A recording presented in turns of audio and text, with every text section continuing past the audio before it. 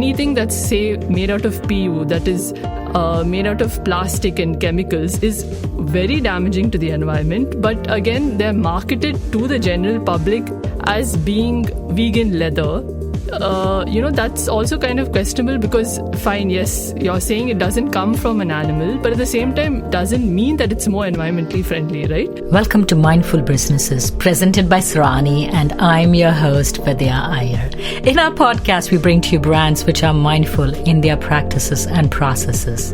A mindful business adopts and employs sustainable social, economic, and environmental practices. Today we have with us Shruti Ashok, founder of Inai, Buy with Love. She joins us from Chennai, India. Welcome, Shruti. Thank you so much. So your dad is in the leather business. What does he do?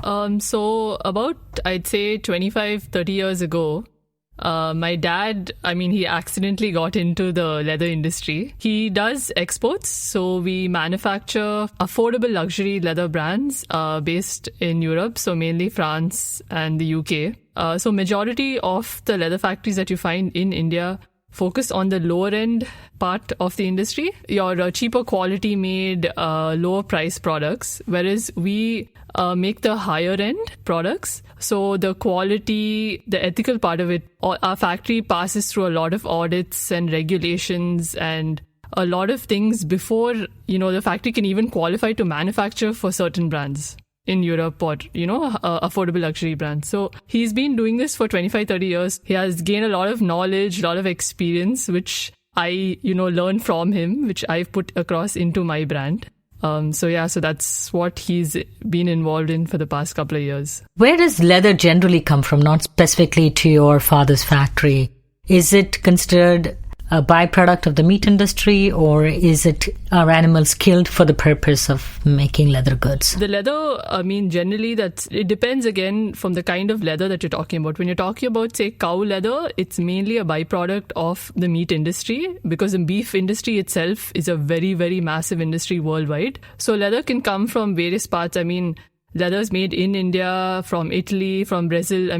Because of the beef industry, produce a lot of leather. Again, if you talk specific to exotic leather, it could be, like your in your Hermes bags, crocodile leather or ostrich leather, certain other exotic leathers as they call them. Those are specifically for the fashion industry. Those animals aren't a byproduct of anything. They're raised for a specific purpose, being the fashion industry. So again, in India, I'm not sure if you're aware, exotic leathers are banned. And again, we only deal with leathers that are a byproduct of the meat industry. Why does leather get such a bad rap? I often have this question, I kind of even question myself at times about leather. But again, leather as an industry, if you take it, for example, even if you take polyester or any material that is considered not environmentally friendly, there are a lot of factors that go into it, right? So leather in itself, if you look at leather, yes, okay, it's an animal skin. But at the same time, you have to look at all the other factors involved in it. That same leather can, is a natural product. It lasts for years and years. If you have a good leather bag and you take really, really good care of it, it lasts you for many years in comparison to, say, as they call it, fall leather or PU, which is just purely chemicals, damages the environment, and it barely lasts for a couple of months, right? So you have to look in terms of the usage, the long-lasting, factor of it. And again, how the leather has been tanned. So you have various things. Your leather can be vegetable tan. Now, if it's vegetable tan, it's again more ethical or environmentally friendly than, say, a chrome tan leather. Where is this particular leather tanned? Is it in a tanning leather factory where they follow certain guidelines of the affluence or how the water is managed or how their chemicals or dyes are managed? Because certain leather tanning factories probably don't pass certain environmental guidelines that they should, and certain do. So again, it's their decision to decide, okay, what kind of a tannery do they want to work with? Do they want to be, follow certain guidelines so it can be as environmentally friendly as possible? Again, you have leathers that are not chrome dyed, that are, so again, there are a lot of factors. The average consumer, again, you have certain things that anything that's, say, made out of PU, that is made out of plastic and chemicals, is very damaging to the environment. But again, they're marketed to the general public as being vegan leather. That's also kind of questionable because, fine, yes, you're saying it doesn't come from an animal, but at the same time, doesn't mean that it's more environmentally friendly, right? Right. Because you probably end up buying that same, PU bag, like say 3 or 4 of them in the, matter of say 4 months because they don't last. Whereas you buy one good leather bag that lasts you for years and years. Yeah. So you need to look into that part of also the sustainability of it. Right. So I think there's a lot of misconception when it comes to leather. And yes, I mean, I love animals. I use leather. I care for animals. I have dogs at home. So, I mean, I don't know, there's a lot of, misconception. And again, certain brands, try to use certain terms as vegan leather and market it in a better sense and try to, give a bad rap to leather. So, I mean, it's up to each person. Certain people don't use, leather for religious purposes, right? True. So at Inai, what we do differently from other brands is we use upcycled leather. So we choose to only work with discarded, excess stock leather, the waste leather that, find at factories from their pattern cutting stage. So in a way, we're trying to do our, best at being as sustainable as we can by using what's already getting wasted and existing in the market rather than spending new resources and energy to produce new leather. So what you're trying to say is that most people, when they think about leather being bad, they don't think about in a more wider point of view about how damaging the alternatives are. It's very unidimensional. Leather, in fact, is biodegradable as against PU. Isn't that true? Yes, that's completely right. Yes. You mentioned that your leather is upcycled. How is it upcycled? So since we have access to export leather factory, as you know, within the fashion industry, be it the garment industry, the bag industry, there's a lot of wastage of material in the manufacturing stage itself.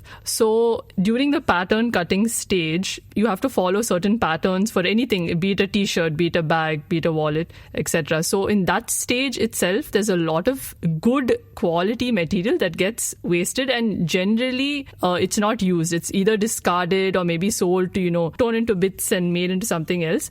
So what we do is we take that good quality excess waste, going to be discarded anyway. And we also there's a lot of stock leather. So factories produce various brands across the world. A certain brand will change that particular style, or they'll say we're done with this color for this season. And then there just ends up being a lot of excess leather that doesn't get used. So we have access to all that stock leather, the discarded waste, the excess bits. So we take even the smallest little bits and make, credit card cases out of them or keychains out of them. In that way, we upcycle the leather. So we don't, go and produce more leather, and we're already making use of the waste in a way. So even we try to achieve zero waste. So even from our products, so when we make, say, a bigger bag and we have waste during our pattern cutting, we make smaller pieces. So we try to cut down waste in our process itself. So you also use recycled leather too, right? So where is that from? No. It's just upcycled leather. We don't use recycled leather. So what's your educational background? So I went to design school in India. So I studied, the course was called communication design. So, it was a bit of graphic design, illustration, branding, filmmaking, animation, a bit of everything. And then I worked in Mumbai in a design agency, working on branding projects and advertising campaigns and so on for about 3 years. I just started hearing more about sustainability in the fashion industry. I came across the fashion revolution movement. It just kind of hit me, and, I started to look into the kind of brands that I buy clothes from. And I started to question, okay, who's making my clothes? I mean, where is it coming from? How ethical is it? How is it possible that clothes are so cheap? And, I started reading up about it, and I decided, okay, I'm not going to, buy clothes from fast fashion brands anymore. Either going to, cut down on my shopping. So I kind of banned myself from shopping for about a year. I started stitching my clothes from local tailors, and I kind of just did a small project where, I kind of showcased the clothes that I picked up local fabrics from small fabric shops in Mumbai. I did a small project where I showcased one or two of the tailors who stitched my clothes, because I think it's very important to know that, there's a lot of hard work and talented people who sit and make these clothes, right? It's not, just getting churned, by a machine. And these are things that I think as a consumers, we've become, fashion's become such a discarded thing. You're just buying things left, right, center. There's the value for a garment is kind of lost. I kind of looked into that, and then, the thought of, okay, maybe is there something that I can do, make a change in the fashion space. And of course, I thought, okay, maybe I can do something with clothing. Again, I'm not trained as a fashion designer. And of course, I moved back to Chennai, and, I was visiting the factory, and I saw so much leather being wasted, good quality leather from Italy and from India, high premium leather. And I was like, okay, something needs to be done. I have a small team, and we operate in the same studio space as a factory. And our artisans, have been there with us for so many years, and they're so skilled, so talented. We make bags. My dad, export side of the business, makes bags for big brands such that are sold at premium prices. So I said, that same quality I can offer to the Indian consumer, right? But at a fraction of the cost. And it's made in India. It's made for Indians. So who's making it. So that's kind of how it developed. So has it ever happened that you had to go out and tan some more leather, or all the components are used from upcycled leather? I think I have a bit of an advantage because I have access to so much leather. And I think if you go to any leather factories, there's going to be tons of leather to use. So there's never been a need to go and get new leather. So what we do is we work with so many different kinds of leathers and different colors and textures and types of leather. So it's also, I guess, you keep seeing us changing a lot of or adding additional colors. And since we have access to such small stocks of certain types of leathers, we can't really replenish that same leather. So we just, move on to a different color or a different texture. So I guess it's also a nice, change for the customer. We try to limit the styles, of course. We keep to very selective styles, but we add on a lot of color choices within those styles. And at the same time, we do get requests from customers where they see a particular product and they're like, okay, do you have this in a green or do you have this in a red? Then we customize according to the customer's requirements as well. So yeah, we've never had to go and, because it goes against the whole brand since we're using upcycled leather, so we wouldn't want to go out and, produce new leather. Exactly, yeah. So in some ways, there is this like an exclusive line, right? Every time you have to switch because based on what is available. So from the consumer's point of view, he or she gets a limited edition of whatever is available to you at that point in time. Yes, exactly. It kind of works in that sort of a sense. And again, there are issues, where there's a particular color maybe that was, that a lot of people liked and we sold out, and we get a lot of requests, okay, when is this coming back in stock? But we can't really, if we do come across that leather again, great. But we just have to keep adding on new colors, and the process is different from when you custom order a particular leather and you have immense stock. So here there's a lot of the process is a little different in terms of designing, because again, I'm not traditionally trained as a accessory designer or a fashion designer, so I kind of assess what leather's available and then decide, okay, this leather could work for this product better, or maybe this leather might look nice in a different kind of a style. So I also look into how this material can translate better as a bag or an accessory. And again, yes, we have limited editions, but we don't work. So I've chosen not to go by certain, doing a collection per se. So the same styles that we've had when we launched 2 years back are still the same styles that we have now. I don't want to stick to this whole concept of, okay, it's a seasonal. Each product is made to last or kind of be a classic, timeless piece that can be used today, tomorrow, after a few years, whenever. So we try to add very few styles. Now that we don't have a particular collection or a seasonal collection, we just add on, now and then, or there might be a custom bag request that a customer's placed and it's turned out well that we may add it to the collection. Your brand promotes choose well, buy less.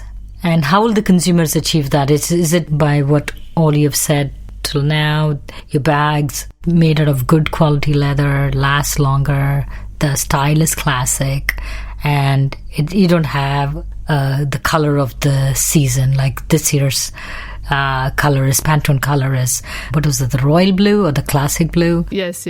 So you don't care about that. It's just that what's there and you get it and So we try to stay away from trends. We're not for following any trends. Purposefully, intentionally kept all the products very minimal and classic. They're very functional pieces, even from the smallest, like a keychain or a credit card case, tote bag.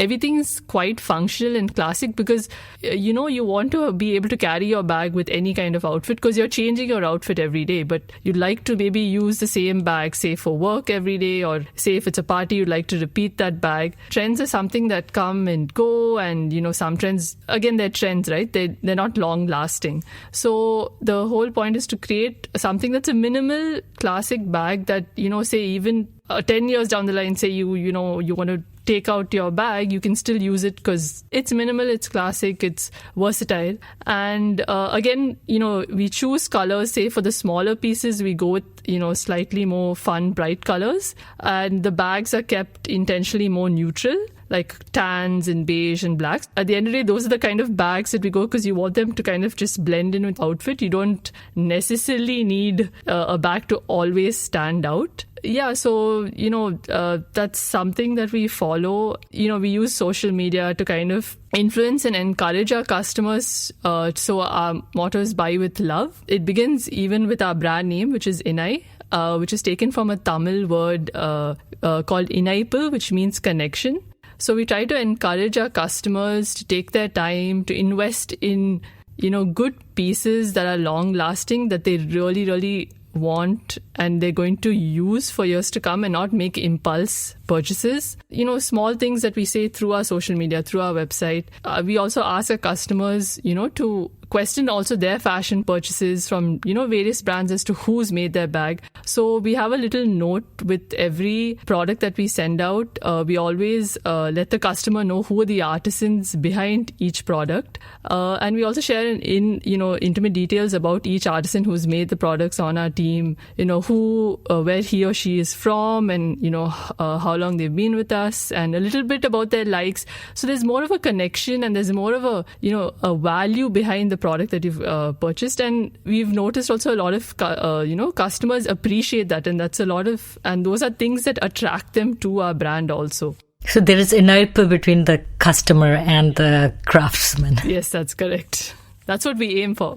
Talk about the craftsmanship. The leather industry even now is fairly labor intensive. So are your craftsmen traditional Indian artisans, or do you train them, or did they work with your dad and then move on to working with you? All the artisans I work with have been working. They initially, of course, worked with my dad in our export unit of the factory, but they've came with minimal experience and they've learned throughout the years. I think they've been with us for probably most of them since the first few years that the export factory was started by my dad. So they've gained a lot of experience, and there's a lot of, and each person has certain things that they contribute. Since me not being from a traditional, a fashion background, I have to, give a lot of credit to my master craftsman because he's taught me a lot. He has all those experiences throughout the years, so I learn a lot from him. And I have to be honest, without him, I don't know how much would have happened. So he helps me with a lot of, questions or doubts I might have in terms of construction of a product and the manufacturing of it. And again, everything is done in-house in our studio. We don't outsource a single thing. The leather and the trims that we, get from tanneries, since we don't have a tannery of our own. But everything else, from the cutting stage to the stitching stage to the edge coloring to the quality checks, everything is done in-house. So you can kind of trust and you know where your product is coming from and who the people are behind the product. So where do you sell your products? Are they primarily only in India or? So currently, yes, we're focused mainly on India. We sell on our website, inaistory.com. We do have plans to sell internationally. We do get a few customers who do contact us for international orders, which we take. We haven't officially started international delivery yet on our website. But again, if we do get an international an order outside of India, we do take it.